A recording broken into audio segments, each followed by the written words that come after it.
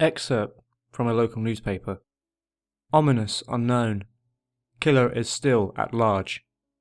After weeks of unexplained murders, the ominous unknown killer is still on the rise. After little evidence found, a young boy states that he survived one of the killer's attacks and bravely tells his story. "I had a bad dream and I woke up in the middle of the night," says the boy. "I saw that for some reason the window was open, even though I remember it being closed before I went to bed. I got up and shut it once more. Afterwards, I simply crawled into my covers and tried to get back to sleep. That's when I had a strange feeling, like someone was watching me. I looked up and I nearly jumped out of my bed. There, in the little ray of light illuminating from between my curtains, were a pair of 2 eyes. These weren't regular eyes, they were dark, ominous eyes. They were bordered in black and just plain out terrified me. That's when I saw his mouth, a long, horrendous smile that made every hair on my body stand. The figure stood there, watching me. Finally, after what seemed like forever, he said a simple phrase, but said it in a way a madman could only speak. He said, "Go to sleep." I let out a scream. That's what sent him at me. He pulled up a knife, aiming at my heart. He jumped on top of my bed. I fought back. I kicked, I punched, I rolled around, trying to knock him off me. That's when my dad bursted in. The man threw the knife. I went into my dad's shoulder. The man probably would have finished me off if one of the neighbours hadn't alerted the police. They drove into the parking lot and ran towards the door. The man turned and ran down the hallway. I heard a smash, the glass breaking, as I came out of the room. I saw the window that was pointing towards the back of my house was broken. I looked out it to see him vanish into the distance. I can tell you one thing, I will never forget that face, those cold, evil eyes and that psychotic smile. They will never, ever leave my head. Police are still on the look for this man. If you see anyone that fits the description in this story, please contact your local police department. Jeff and his family had just moved into a new neighbourhood. His dad had gotten a promotion at work, and they thought it would be best to live in one of those fancy neighbourhoods. Jeff and his brother, Lou, couldn't complain though. A new, better house? What was not to love? As they were getting unpacked, one of the neighbours came by. "Hello," she said. "I'm Barbara. I live across the street from you. Well, I just wanted to introduce myself and to introduce my son." She turns around and calls her son over. "Billy, these are our new neighbours." Billy said hi and ran back to play in his yard. "Well," said Jeff's mum, "I'm Margaret, and this is my husband, Peter, and my 2 sons, Jeff and Lou." They each introduced themselves, and then Barbara invited them to her son's birthday. Jeff and his brother were about to object when their mother said that they would love to. When Jeff and his family are done unpacking, Jeff went to his mum. "Mum, why would you invite us to some kid's party? If you haven't noticed, I'm not some dumb kid." "Jeff," said his mother, "we just moved here. We should show that we want to spend time with our neighbours. Now, we are going to that party, and that's final." Jeff started to talk, but stopped himself, knowing that he couldn't do anything. Whenever his mum said something, it was final. He walked up to his room and plopped down on his bed. He sat there looking at the ceiling when suddenly he got a weird feeling. Not so much a pain, but a weird feeling. He dismissed it as just some random feeling. He heard his mother call him down to get his stuff, and he walked down to get it. The next day, Jeff walked down the stairs to get some breakfast and got ready for school. As he sat there eating breakfast, he once again got that feeling. This time it was stronger. It gave him a slight tugging pain, but he once again dismissed it. As he and Lou finished breakfast, they walked down to the bus stop. They sat there waiting for the bus, and then, all of a sudden, some kid on the skateboard jumped over them, only inches above their laps. They both jumped back in surprise. "Hey, what the hell?" The kid landed and turned back to them. He kicked his skateboard up and caught it in his hands. The kid seems to be about 12, 1 year younger than Jeff. He wears a Aeropostale shirt and ripped blue jeans. Well, looks like we got some new meat. Suddenly, 2 other kids appeared.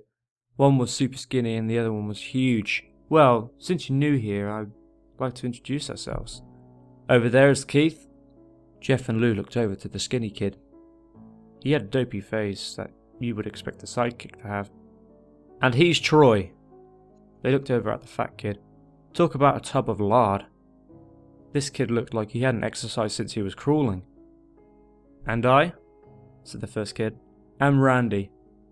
Now, for all the kids in the neighbourhood, there is a small price for bus fare, if you catch my drift." Lou stood up, ready to punch the lights out of the kid's eyes when one of the friends pulled a knife on him. "I'd hoped you'd be more cooperative, but it seems we must do this the hard way." The kid walked up to Lou and took his wallet out of his pocket. Jeff got that feeling again. Now it was truly strong, a burning sensation. He stood up, but Lou gestured him to sit down. Jeff ignored him and walked up to the kid. "Listen here, you little punk! Give back my bro's wallet or else!" Randy put the wallet in his pocket and pulled out his own knife. "Oh! And what will you do?"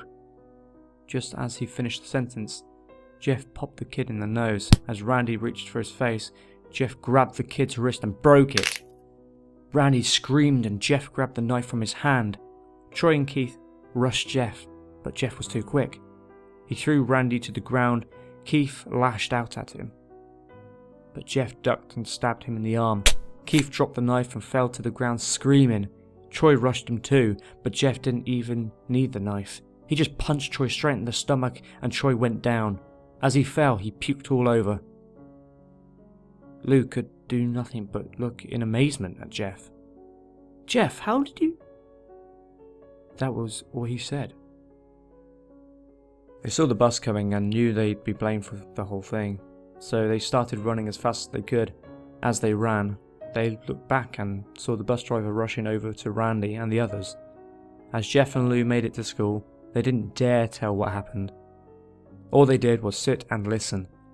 Lou just thought of that as his brother beating up a few kids, but Jeff knew it was more.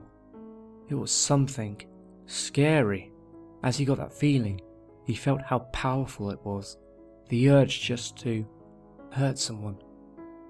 He didn't like how it sounded, but he couldn't help feeling happy. He felt that strange feeling go away and stayed away for the entire day of school. Even as he walked home due to the whole thing near the bus stop, and how now he probably wouldn't be taking the bus anymore, he felt happy.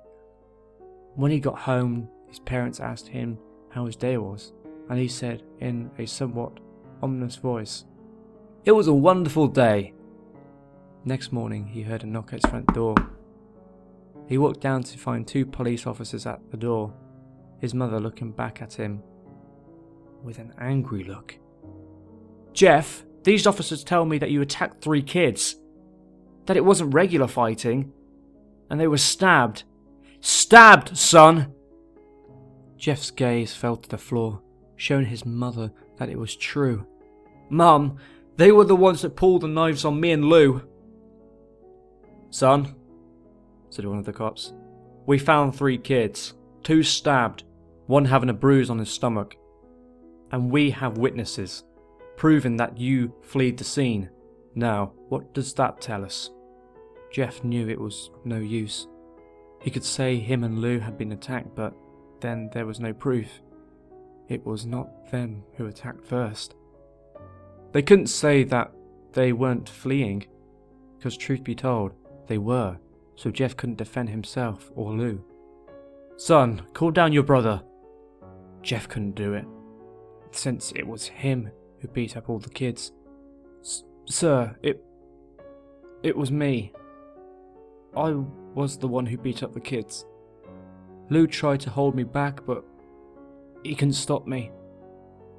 The cop looked at his partner and they both nod. Well, kid, looks like a year in juvie. Wait! Says Lou. They all looked up to see him holding a knife. The officers pulled their guns and locked them on Lou. It was me! I beat up those little punks. Have the marks to prove it. He lifted up his sleeves to reveal cuts and bruises, as if he was in a struggle. Son, just put the knife down, said the officer. Lou held up the knife and dropped it to the ground, put his hands up and walked over to the cops. No, Lou, it was me! I did it! Jeff had tears running down his face. Poor bro, trying to take the blame for what I did. Well, take me away. Police led Lou out of the patrol car. Lou, tell him it was me! Tell him! I was the one who beat up those kids! Jeff's mother put her hands on his shoulders.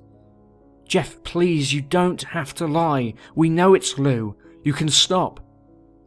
Jeff watched helplessly as the car speeded off with Lou inside. A few minutes later, Jeff's dad pulled into the drive, seeing Jeff's face and knowing something was wrong. Son? Son, what is it? Jeff couldn't answer. His vocal cords were strained from crying. Instead, Jeff's mother walked his father inside to break the bad news to him as Jeff wept in the driveway. After an hour or so, Jeff walked back inside the house, seeing that his parents were both shocked, sad, and disappointed. He couldn't look at them. He couldn't see how they thought of Lou when it was his fault. He just went to sleep, trying to get the whole thing off his mind. 2 days went by with no word from Lou at JDC. No friends to hang out with, nothing but sadness and guilt. That is until Saturday, when Jeff is woke up by his mother with a happy, sunshiny face. Jeff, it's the day, she said as she opened up the curtains and let light flood into the room. What's today? Asked Jeff as he stirs awake. Why, it's Billy's party. He was now fully awake. Mum, you are joking, right? You don't expect me to go to some kid's party after... There was a long pause. Jeff, we both know what happened. I think this party could be a thing that brightens up the past days. Now, get dressed. Jeff's mother walked out the room and downstairs to get ready herself. He fought himself to get up. He picked out a random shirt and pair of jeans and walked downstairs. He saw his mother and father all dressed up, his mother in a dress and his father in a suit. He thought why they would ever wear such fancy clothes to a kid's party. Son, is that all you're going to wear? Said Jeff's mum. Better than wearing too much, he said. His mother pushed down the feeling to yell at him and hid it with a smile. Now, Jeff, we may be overdressed, but this is how you go if you want to make an impression, said his father. Jeff grunted and went back up to his room. I don't have any fancy clothes, he yelled down the stairs. Just pick out something, called his mother. He looked around in his closet for what he would call fancy. He found a pair of black dress pants he had for special occasions and an undershirt. He couldn't find a shirt to go with it, though. He looked around and found only striped and patterned shirts, none of which go with dress pants. Finally he found a white hoodie and put it on. You're wearing that? They both said. His mother looked at her watch.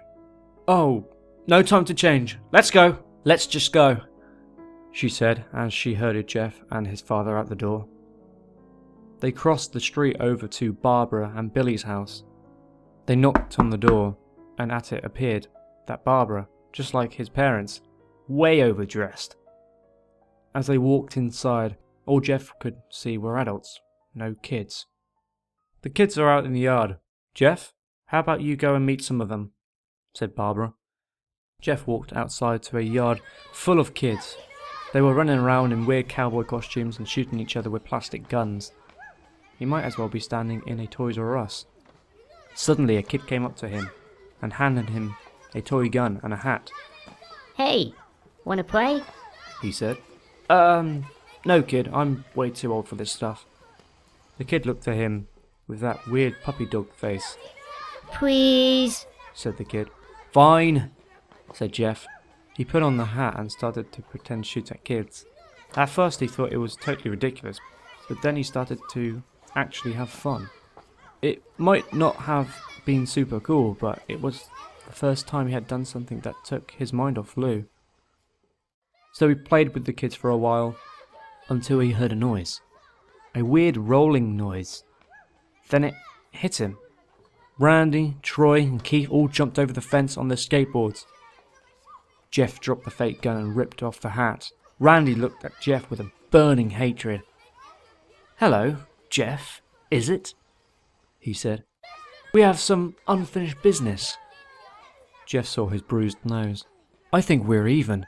I beat the crap out of you, and you get my brother sent to JDC. Randy got an angry look in his eyes. "Oh no, I don't go for even. I go for winning. You may have kicked our asses that one day, but not today." As he said that, Randy rushed at Jeff. They both fell to the ground. Randy punched Jeff in the nose, and Jeff grabbed him by the ears and headbutted him. Jeff pushed Randy off of him, and both rose to their feet. Kids were screaming and parents were running out of the house. Troy and Keith both pulled guns out of their pockets. "No one interrupts or guts will fly," they said. Randy pulled a knife on Jeff and stabbed him in the shoulder. Jeff screamed and fell to his knees. Randy started kicking him in the face. After 3 kicks, Jeff grabs his foot and twists it, causing Randy to fall to the ground. Jeff stood up and walked towards the back door. Troy grabbed him. "Need some help?"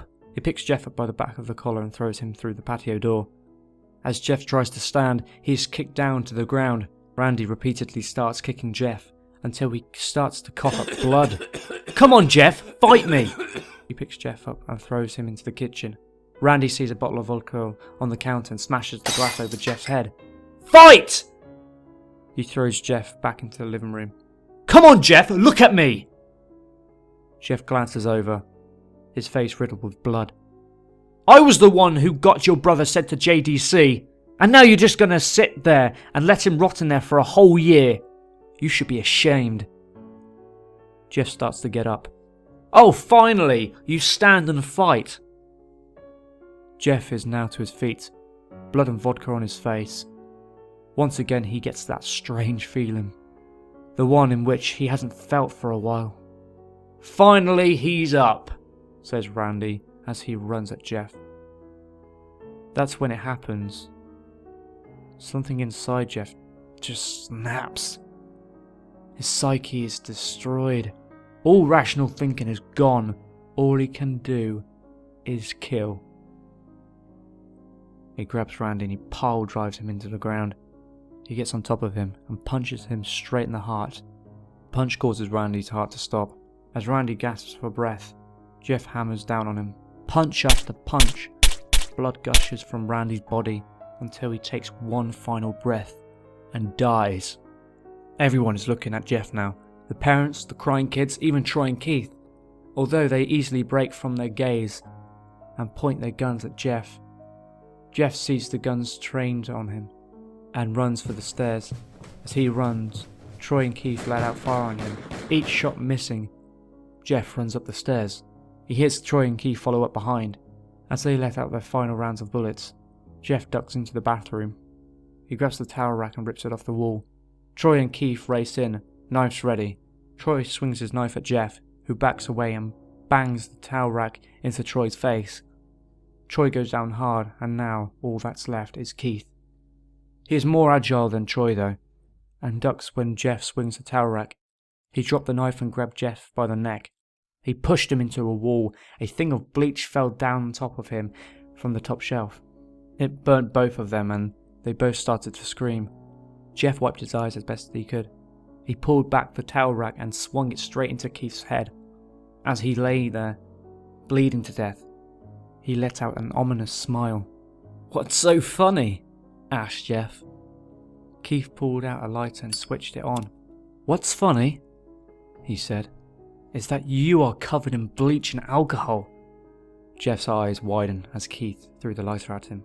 As soon as the flame made contact with him, the flames ignite the alcohol in the vodka. While the alcohol burned him, the bleach bleached his skin. Jeff let out a terrible screech as he caught on fire. He tried to roll out the fire, but it was no use. The alcohol had made him a walking inferno. He ran down the hall and fell down the stairs. Everyone started screaming as they saw Jeff. Now a man on fire dropped to the ground, nearly dead. The last thing Jeff saw was his mother and the other parents trying to extinguish the flame. That's when he passed out. When Jeff woke, he had a cast wrapped around his face. He couldn't see anything, but he felt a cast on his shoulder and stitches all over his body. He tried to stand up, but he realized that there was some tube in his arm. And when he tried to get up, it fell out, and a nurse rushed in. "I don't think you can get out of bed just yet," she said as she put him back in the bed and reinserted the tube. Jeff sat there with no vision, no idea of what his surroundings were. Finally, after hours, he heard his mother. "Honey, are you okay?" she asked. Jeff couldn't answer though. His face was covered and he was unable to speak. "Oh honey, I have some great news. After all the witnesses told the police that Randy confessed of trying to attack you, they decided to let Lou go." This made Jeff almost bolt up, stopping halfway, remembering the tube coming out of his arm. "He'll be out by tomorrow, and then you two will be able to be together again." Jeff's mother hugs Jeff and says her goodbyes. The next couple of weeks were those where Jeff was visited by his family. Then came the day where his bandages were to be removed. His family were all there to see it, what he looked like. As the doctors unwrapped the bandages from Jeff's face, everyone was on the edge of their seats. They waited until the last bandage holding the cover over his face was almost removed. "Let's hope for the best," said the doctor. He quickly pulls the cloth, letting the rest fall from Jeff's face. Jeff's mother screams at the sight of his face. Lou and Jeff's dad stare, awestruck, at his face. What? What happened to my face? Jeff said. He rushed out of bed and ran to the bathroom. He looked in the mirror and saw the cause of the distress. His face. It's horrible. His lips were burnt to a deep shade of red. His face was turned into a pure white colour, and his hair singled from brown to black. He slowly put his hand to his face. It had a sort of leathery feel to it now. He looked back at his family, then back at the mirror. "Jeff," said Lou, it's not that bad." Not that bad? Said Jeff. It's perfect. His family were equally surprised. Jeff started laughing uncontrollably. His parents noticed that his left eye and hand were twitching. Jeff, are you okay?" Okay? I've never felt more happy. Look at me! This face goes perfectly with me. He couldn't stop laughing. He stroked his face, feeling it, looking at it in the mirror. What caused this? Well, you may recall that when Jeff was fighting Randy, something in his mind, his sanity, snapped. Now he was left as a crazy killing machine. That is, his parents didn't know. "Doctor," said Jeff's mum, "is my son alright, in the head?" "Oh yes, this behaviour is typical for patients that have taken very large amounts of painkillers. If his behaviour doesn't change in a few weeks, bring him back here, and we'll give him a psychological test." Okay. Oh, thank you, Doctor. Jeff's mother went over to Jeff. Jeff, sweetie, it's time to go. Jeff looks away from the mirror, his face still formed into a crazy smile. Okay, Mummy.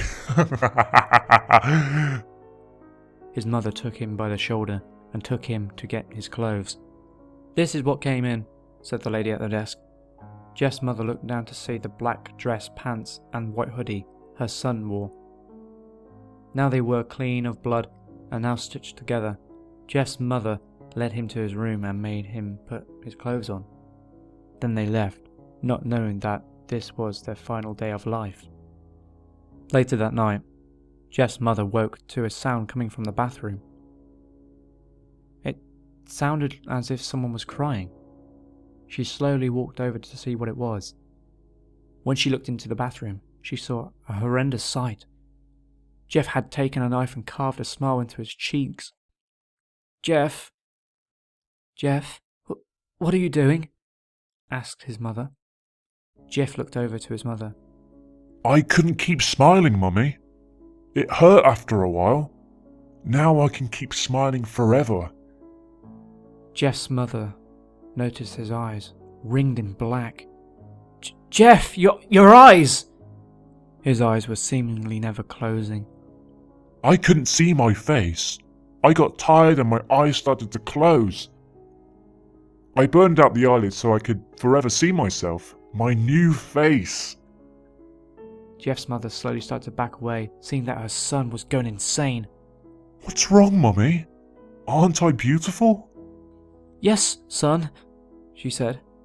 You are. Let me go and get Daddy, so he can see your face.